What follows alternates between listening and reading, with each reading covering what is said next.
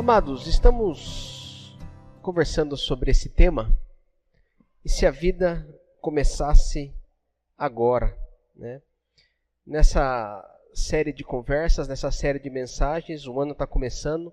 Então estamos meditando aí sobre aquilo que podemos fazer, não fazer, sobre situações, sobre limitação, sobre uma série de circunstâncias que podem ou não fazer com que a gente consiga ter um ano de 2019 cheio de conquistas, onde nós alcançamos propósitos, desenvolvemos projetos e fizemos bem mais do que gostaríamos de ter feito, né? Então isso é muito precioso. E na primeira conversa, conversamos sobre ciclos, né? Fechando ciclos, depois falamos sobre limitações, e hoje vamos falar sobre o ponto forte, né? Sobre aquilo que nós temos de bom, né? Porque todos nós temos, né, aquilo que fazemos bem, né? Não existe ninguém que não faça alguma coisa bem. Todo mundo faz alguma coisa bem, né? Tem gente que dirige bem, né? Que dirige muito bem, né? Pega um carro tal, né? E consegue se locomover, consegue se localizar muito bem. E outras pessoas não. Outras pessoas já não têm uma dificuldade tremenda de se locomover, de, né, se localizar. Até com o GPS se perde, né? Tem gente que é assim, que tem muita dificuldade em se localizar, em se locomover. Então, todo mundo, de uma forma ou de outra, consegue fazer alguma coisa bem. Mas qual que é o problema nisso? O problema é que muitas vezes o nosso foco não está naquilo que fazemos bem. O nosso direcionamento não está naquilo que fazemos bem. Mas a maioria das vezes nos preocupamos excessivamente com aquilo que fazemos mal. E acabamos que não valorizando aquilo que fazemos bem, naquilo que a gente é bom. Então a pessoa ela consegue fazer um bolo muito bem. Ela faz um bolo delicioso, né? E se alguém fizer, pode me chamar, que eu vou dar o carimbo, o certificado pastoral de gostoso ou ruim. Então se tiver um bolo, uma comida diferente, se tiver com dúvida, pode chamar o pastor, que o pastor ele já dá o veredito ali se é bom ou ruim, tá certo? É brincadeira. Mas se fizer, pode chamar. Então a pessoa faz um bolo muito gostoso, um bolo bem, um bolo bom. Só que, em vez dela fazer esse bolo e tal, não, o que ela quer? Ela quer aprender a fazer salgado. Só que ela não tem mão para aquilo. Ela nunca fez bem salgado. Então ela fica se desgastando, querendo aprender e tal, e se arriscando às vezes. Claro, isso é bom. É bom também a gente tentar aprender coisas novas. Porém, o excesso de vontade em aprender alguma coisa diferente faz com que a pessoa não consiga valorizar aquilo que ela faz de bom. Naquilo que ela se desenvolve com uma certa desenvoltura. Isso é uma coisa que muita gente faz e acaba nos atrapalhando. Por quê? Porque a gente simplesmente não desenvolve situações, ações, projetos, ministérios naquilo que a gente é bom, na área que a gente tem uma certa desenvoltura. E acaba sempre se depreciando por aquilo que gostaria de fazer e não faz. É aquela coisa, sabe aquele ideal? Todo mundo tem um ideal de si mesmo. Qual que é o ideal de si mesmo? O meu ideal é que eu levante às 5 da manhã, faça uma caminhada, mas não é aquela caminhadinha não, mais ou menos, é aquela caminhada que você sua, aquela caminhada que chega a formigar a mão. Então eu faço essa caminhada, depois chego, faço o meu café da manhã light, né? Aquele café da manhã bem light, suco de laranja, brioches, tapioca, bacon, ovos mexidos, sabe? Aquela coisa. E depois eu vou trabalhar. Esse é o ideal. Esse é o ideal. E a gente sempre trabalha com o ideal. Mas qual que é o real? O real é que você já acorda em cima da hora, né? Você já acorda atrasado, você já acorda rodado, daí você levanta mais ou menos, ajeita o cabelo. Eu não tenho esse problema, né? Mas para quem tem esse problema, ajeita o cabelo, pega um pãozinho grumido que está ali, que sobrou do outro dia, dá aquela esquentada na frigideira. Não dá tempo, nem isso dá tempo às vezes, né? E você male passa um café e ó, vaza. Só que o que a gente trabalha na nossa cabeça? Com o ideal. E não é o real. Sendo que o ideal, de fato, seria a gente entender a nossa dinâmica. O que a gente faz? Bom, eu nunca consigo acordar antes. Eu nunca vou levantar às 5 da manhã para caminhar. Eu nunca vou comer brioches no café da manhã. Não adianta ficar me cobrando por isso. Então o que eu vou fazer?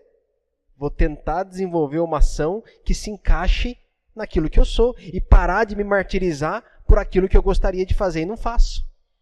E a gente faz muito isso nos relacionamentos.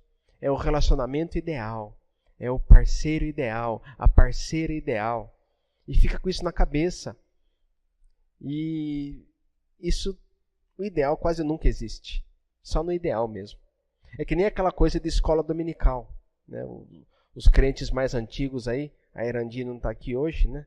Mas tem aí a Zefa, a Nete, representantes da classe, né? Né? Enfim, não vou falar os outros, né? Mas, né? Irmão Ailton, nem vou falar. Deixa virar, né? Abafa o caso, né? Mas, né? Escola dominical é uma coisa, né? Uma vez a gente fez uma reunião lá, a escola dominical era aquela coisa, a igreja tinha 200 membros, vinha 3 na escola dominical. A gente pegou e fez uma reunião lá. Seguinte, pessoal, vamos acabar com a escola dominical. O que vocês acham? Todo mundo vociferou. Não, pastor, não pode, porque a escola dominical é a nossa história, a escola dominical é muito importante, porque a escola dominical é aquela coisa, e falou da escola dominical. Foi fantástico. E daí eu fiz uma pergunta capciosa. Quem aqui é a favor que a escola dominical permaneça? Todo mundo. Eu sou a favor. Qual é a próxima pergunta que esse pastor fez? Quem aqui vem na escola dominical? Cri, cri, cri. Mas nem grilo tinha. Nem gatinho tinha para ninguém. Quer dizer, com o que as pessoas trabalhavam? Com o ideal. O ideal é legal, vir domingo 9 horas da manhã para poder participar do culto, para poder estudar a Bíblia. Isso é o ideal. Só que qual que é o real? O real é que todo mundo trabalha, estuda, de segunda a sexta, sábado também trabalha. O único dia que tem para dormir até um pouquinho mais tarde é domingo. E a pessoa simplesmente não consegue levantar de manhã para vir. Isso, não sei aqui, mas lá em São Paulo era. Só que o que estava na cabeça das pessoas? O ideal, não o real.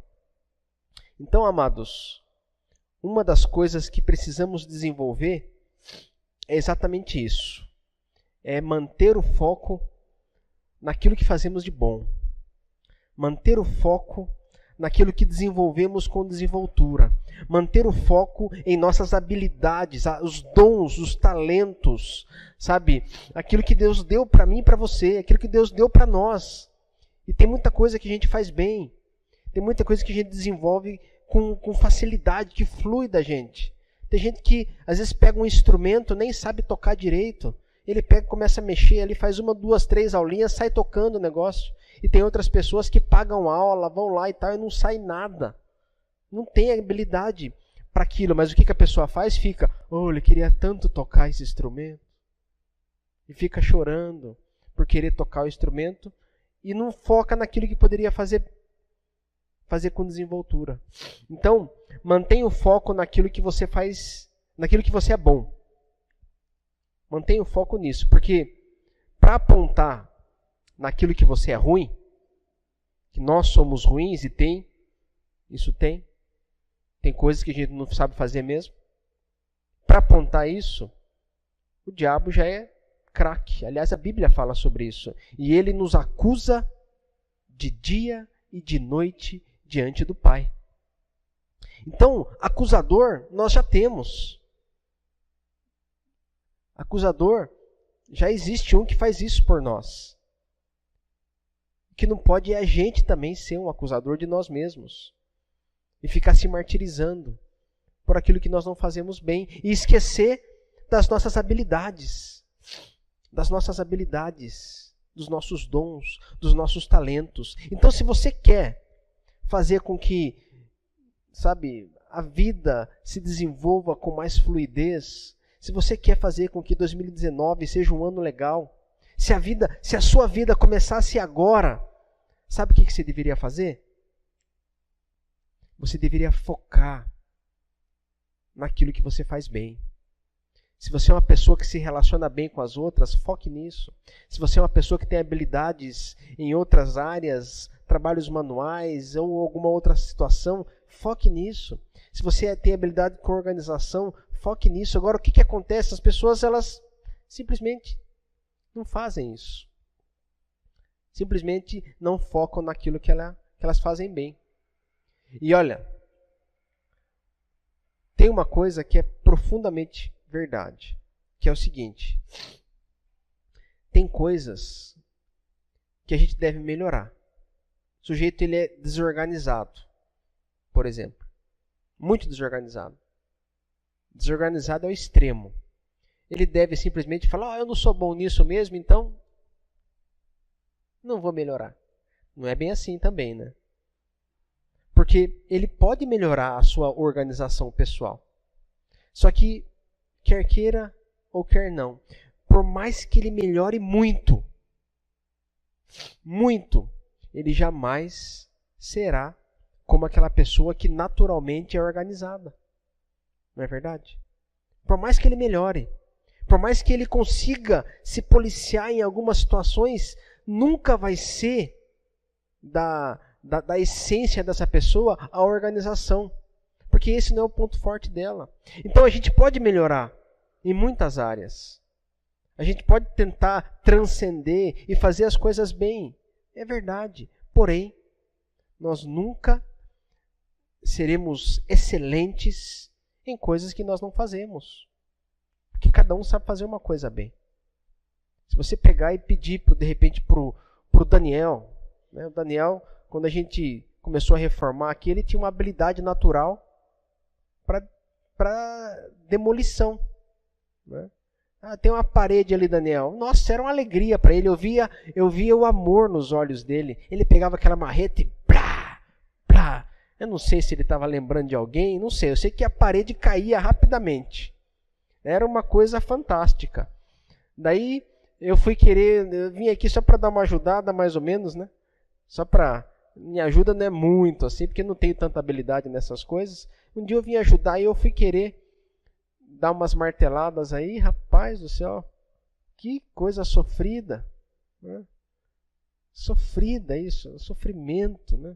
Mas eu estava ali, né? E eu fiz ali, digamos que eu focasse, não, a partir de agora eu vou ser bom nesse negócio aqui de mexer com tijolo, com destruição, com construção, enfim, vou ser um construtor civil. Pode ser que eu até consiga fazer um pouquinho, mas eu jamais vou conseguir chegar num nível de excelência numa pessoa que já tem habilidade natural com aquilo. É fato. É fato isso. Por isso que é importante nós focarmos em nossas habilidades, naquilo que a gente faz de bom. Vou dar um exemplo histórico para vocês. Dr. Robert Calley. Pouca gente conhece. Robert Calley. Chegou um sujeito aqui no Brasil, no século XVIII, chamado Ashmel Green Simonton. Já ouviram falar dele? Aí tem a pessoa que já frequentou o seminário, já conhece, né? O Simonton foi um missionário, ele é um missionário, o primeiro missionário protestante, presbiteriano, que desembarcou aqui em terras brasileiras. Chegou ali no Rio de Janeiro, rapaz jovem, começou a evangelizar, a pregar, não tinha nada aqui ainda. A religião oficial da coroa era o catolicismo romano. Então ele tinha muita dificuldade porque ele simplesmente não conseguia pregar. Porque havia um monopólio da religião. Havia um monopólio da Igreja Católica Romana e ele simplesmente não conseguia, não podia. E nem os protestantes, os evangélicos também não podiam, porque vinham os evangélicos de fora e não podiam casar, não podiam ser enterrados quando morriam nos cemitérios, não podiam fazer nada. Por quê? Porque para poder casar tinha que ser católico romano. Para poder ter um funeral e ser enterrado no cemitério, tinha que ser católico romano. Então o Simonton ficou de mãos atadas, não podia fazer nada. No que ele era bom? Ele era bom em ensinar a Bíblia, mas era péssimo na questão de relacionamentos humanos, de influenciar as pessoas nas áreas que ele precisava. Daí chegou o Calley. O Calley era um médico. Era um sujeito, né, cristão, protestante, mas não era o foco dele ser missionário. Ele era médico. Mas fluiu do Dr. Calley a influência. E ele fez amizade com o imperador. E ele conseguiu, acertar um monte de acordos. E por causa do Dr. Calley, os crentes começaram a casar. Autorização para casar. As igrejas foram autorizadas a ser construídas. Só que tinha uma regra, não pode ser igual às igrejas romanas. Tem que ser tipo um salão, né? Igual esse nosso aqui, não pode ter cara de igreja. E para enterrar os crentes? Não, o Dr. Calley conseguiu fazer com que as igrejas tivessem um cemitério do lado para poder enterrar os crentes. Então, quer dizer, o Simonton tinha por excelência o ensino da palavra de Deus. E o Calley, na sua influência, com a sua profissão, ele conseguiu influenciar a sociedade para abrir várias portas para que a igreja evangélica se desenvolvesse. Cada um bom numa coisa. E os dois foram importantes para o avanço da igreja evangélica no Brasil. Cada um focou naquilo que fazia de bom. E você? Foca na onde? Só naquilo que você é ruim? E fica se martirizando por isso? Ai, tadinho de mim, eu sou tão ruim nisso. E daí você acaba não olhando para suas habilidades, para aquilo que você faz de bom. Eu tenho certeza que você faz muita coisa bem. Tenho certeza que tem coisas que só você pode fazer, que só você pode desenvolver. Tem um sujeito na Bíblia, eu gosto muitíssimo dele, que é o Davi. Quem aqui conhece o Davi? O Davi foi um rei de Israel, aliás, o mais famoso. Alguém aqui chama Davi ou não? Tá aí um bom nome, né? Para quem quer ter filho aí, Davi. Né? Davi significa amado. O seu não é Davi, né? Ah, é Davi. É o Davi e o Enzo, né? Significa o amado. Né? É um bom nome para pôr num filho, o amado. E o Davi, ele foi o principal, mais famoso, mais importante rei de Israel. Só que ele tinha suas limitações. Quando ele foi lá para ser escolhido rei, ele mesmo foi deixado de lado. Chegou lá o profeta Samuel e falou: é o seguinte, Deus mandou eu vir aqui para escolher um rei. Pode chamar todos os seus filhos aí. E começou aí um por um. Falou: nenhum desses não tem mais nenhum filho aí seu, não? Ah, tem um, mas tá lá no campo, é pastor de ovelhas. Esse nem conta, nem guerreiro é. Não, chama lá que vai que é esse. Chegou lá, era esse. Era o Davi. Mas não era o estereótipo do guerreiro, mas era aquele que Deus tinha escolhido. E de repente, Israel se encontrou numa encruzilhada. Por quê? Porque chegou um povo lá, chamado Filisteu, e se emparelhou em ordem de batalha contra Israel e falou: vamos invadir aí e não vai sobrar pedra sobre pedra. E na época tinha um costume. Quem assistiu aquele filme Troia? Troia. Muito legal. Se você não assistiu, assista. É com aquele rapaz lá. Quem? Isso, muito bem. Brad Pitt. Né? E o Brad Pitt é o Aquiles. Né? E daí tem uma cena no filme que o Aquiles chega lá e o rei dos hititas, o principal guerreiro dos hititas, luta contra o principal guerreiro, o mais importante guerreiro dos gregos lá. Aquilo é muito histórico, acontecia muito disso. E não deu outra. Chegou lá os filisteus e o principal guerreiro da Filistia, o Golias, chegou e falou, olha, tem homem aí para lutar comigo? E o povo de Israel ficou naquela saia justa, porque a Bíblia diz que o cara era enorme. Guerreiro, né? Guerreiro de primeira linha. E todo mundo sumiu. Ninguém quis saber de enfrentar o tal do Golias. História muitíssimo famosa. Até que, quem que apareceu lá na ordem de batalha? O Davi. O que ele foi fazer lá? Foi guerrear? Alguém sabe o que o Davi foi fazer lá na guerra? Foi levar queijo. O Jessé, o pai dele, falou, leva os queijos para os seus irmãos lá que estão na guerra. E ele enfiou o queijo na bolsa e foi para frente de batalha. A hora que ele chegou lá, estava lá o Golias. Vamos lá, cadê? Quem que vai brigar comigo aí? Tem homem nesse Israel ou não tem? E o Golias praguejava e blasfemava. De repente o Davi olhou aquilo e falou, ô gente, vai deixar esse cara ficar desafiando aí a gente? Vai deixar esse sujeito insultar o nosso Deus? Insultar a gente? Vamos pegar esse cara. E todo mundo, não, o tamanho do cara. Como que vai pegar o sujeito? Ninguém pega. Ele, não, eu vou encarar esse sujeito. Aí pronto, não deu outra. Chegou lá, já foram falar pro rei, o Saul. Ô Saul, tem um cara aí que disse que vai enfrentar o Golias, meu. Graças a Deus. Cadê o moleque? Chegou lá, era o Davi. O Saul olhou pra ele, mas você não tem cara de guerreiro, mano. Vamos dar um jeito em você aí. O Saul pegou a armadura dele e vestiu no Davi. Aí, agora você tá com cara de guerreiro. O Davi andou com aquilo e falou, mas nem serve em mim essas paradas de guerra, mano. Não, tira isso de mim. Eu não vou com espada, eu não vou com escudo. Sabe, eu vou em nome do Senhor dos Exércitos e eu vou pegar esse cara. E o Davi saiu e foi para a linha de batalha para enfrentar o Golias. E o que ele levou? Ele era guerreiro? Ele era de uma outra forma. No que ele era bom? Ele tinha... Não adianta, imagine se o Davi focasse naquilo que as pessoas já achavam que ele tinha que ser bom. Quando o Saul colocou nele a armadura, o que o Saul falou? Olha, para você enfrentar o Golias, você tem que ter esse estereótipo aí, ó, tipo guerreiro. Se o Davi falasse, beleza, já que é assim, então eu vou. Ia ser um caos. Porque ele não era bom naquilo. Ele não era bom com a armadura. Ele não era bom com a espada. Então ele não quis ser aquilo que os outros queriam que ele fosse. A gente faz isso às vezes, não faz? Acho que não, né? Só eu faço.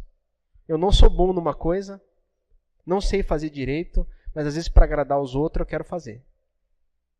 Quero dizer que sou bom. Só para agradar os outros. No fundo, aquilo me faz mal pra caramba. No fundo, eu sei que aquilo não agrega nada. No fundo, eu sei que por mais que eu me esforce, eu não vou fazer bem feito. Mas para ficar bem,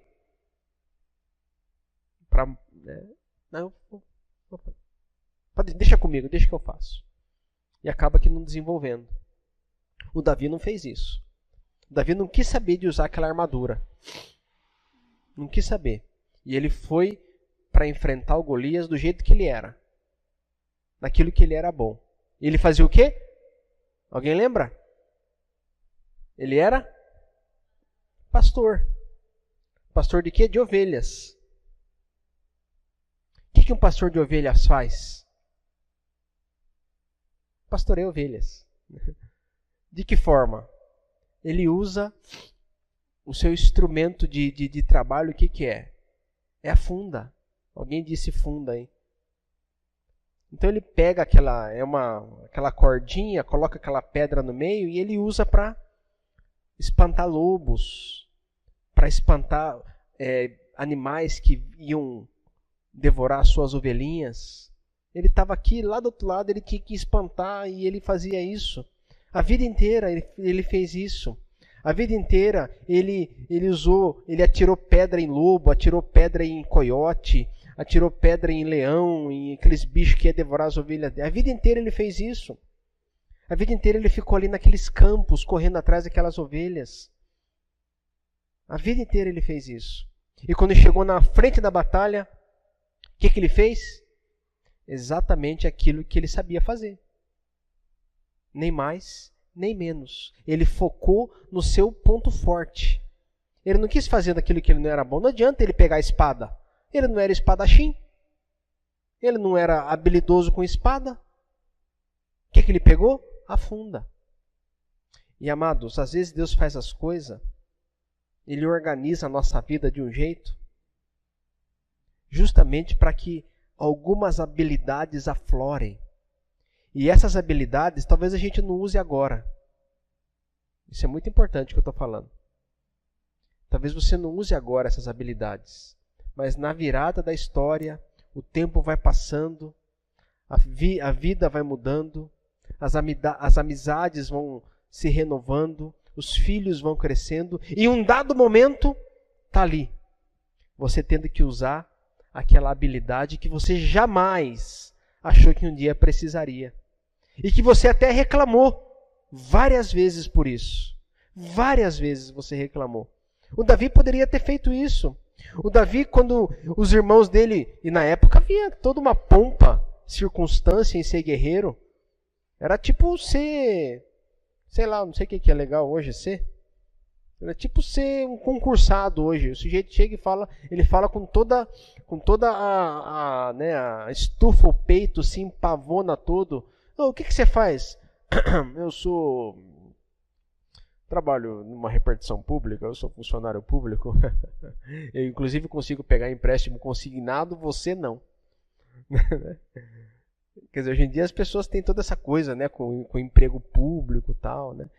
Tem toda uma, né, quanto mais alto lá o escalão, mais top das galáxias o sujeito é. E na época era tipo assim, guerreiro era o cara. E quando os irmãos do Davi foram todos para a guerra, para serem guerreiros profissionais e ganhar por isso, possivelmente o Davi poderia ter ficado choramingando. Sabe? Puxa vida, todo mundo foi escolhido para ser guerreiro e eu estou aqui pastoreando as ovelhas do meu pai. Todo mundo veste aquela armadura brilhante, aquela armadura bonita, treina com espada, com escudo, chega lá, fica lá, a mulherada passa e vê aqueles guerreiros todos, e eles lá todos bonitões, e eu aqui enfiado no meio do mato, cuidando das ovelhinhas do meu pai. Ó vida, ó céus, ó azar. Alguém lembra disso? São os mais antigos, né? Quem tem 40 anos deu risada, né, Paulo? Paulo deu risada. Ele lembrou do Lip do Hard. A gente faz isso às vezes. Ó vida, ó céus, ó azar. Queria tanto fazer. Mas o Davi talvez não tenha feito isso. Eu não sei, a Bíblia não fala. Mas o que eu sei é que quando ele chegou diante do Golias, ele não titubeou. Você vem contra mim com espada e com escudo, o seu fio de eucalipto. O cara era grandão. Mas eu vou contra você em nome do Senhor dos Exércitos. O que ele fez? O Davi, gente, era o único sujeito naquele exército capaz de vencer o Golias. Sabe por quê? Porque o Golias, estratégia de luta. Eu sempre trago estratégias de luta. Sei que vocês não gostem que eu falo desses assuntos, mas estratégia de luta é estratégia de luta. Eu chego para os meus alunos lá, você vai enfrentar quem? Essa é a estratégia de luta. A estratégia é essa. Eu vou lá para lutar contra alguém, eu entro no YouTube, pesquiso lá, assisto as lutas do cara e falo, bom, a estratégia de luta vai ser essa. E o Davi chegou lá, a estratégia de luta do Golias era luta corpo a corpo, espada. Quem chegasse perto do Golias era trucidado. O cara tinha quase 3 metros. Ele chegava com aquela espada e o alcance dele era muito maior, não tinha como. Quem chegasse perto do Golias ia ser trucidado. Mas Deus reservou um sujeito que era especialista no quê? No combate à distância. Então, quando Davi olhou aquele sujeito, falou, meu, daqui eu não erro. Chegou lá e pegou quantas pedras? 5 pedras. 5 pedras lisas, diz o texto, de riacho, enfiou na funda, girou e pau! Na testa. E o cara caiu. Quase 3 metros de altura, a Bíblia diz 3,12, mas enfim, não importa, eu sei que o cara era grande. 3 metros, o cara empacota lá na frente do Golias, na frente do Davi. E aí? Esse texto é fantástico. E daí tem o texto que fala isso, né? Samuel 17:51. Pelo que correu Davi, e lançando-se sobre o filisteu, tomou-lhe a espada, desembainhou-a e o matou, cortando-lhe a cabeça com ela, cortando-lhe com ela a cabeça. Vendo os filisteus que era morto o seu herói, fugiram. Deus reservou um sujeito que focava naquilo que ele era bom. Não ficou choramingando porque não sabia lutar com espada e usou as ferramentas que ele tinha. Ele era bom com a funda, é com a funda que eu vou derrubar esse gigante. Se você é bom com relacionamentos humanos, se você é bom com organização, se você é bom com trabalhos manuais, se você é bom não importa com o que, foque nisso, desenvolva isso, cresça nisso. Sabe, consiga fazer com que aconteça na sua vida coisas relacionadas a esse seu ponto forte. E se a vida começasse agora e você pudesse focar nisso, seria fantástico. Aprimore aquilo que você é ruim, claro, todo mundo tem que buscar crescer. Mas não fique choramingando por isso. Não fique, querendo reparação. Pelo contrário, reconheça as limitações, reconheça que você não sabe raios. Peça para outro. Peça ajuda. Peça um aconselhamento. Peça um direcionamento. Peça uma consultoria para alguém que é bom. Eu sei que fulano é bom em uma coisa, eu chego lá e peço ajuda. Eu não sou bom nisso, então me ajude. Não tem vergonha com isso. Ninguém é autossuficiente. Todos nós precisamos de ajuda. E você pode ser uma ajuda fantástica. Porque você tem as suas habilidades. Você é bom em algumas coisas. E se você crescer nisso, você pode ajudar muita gente. Mas se você ficar choramingando por aquilo que você não faz bem, vai ser só mais um chorão nesse mundo. E tudo que o mundo não precisa é de mais gente chorona, chata, que fica fazendo mimimi com tudo.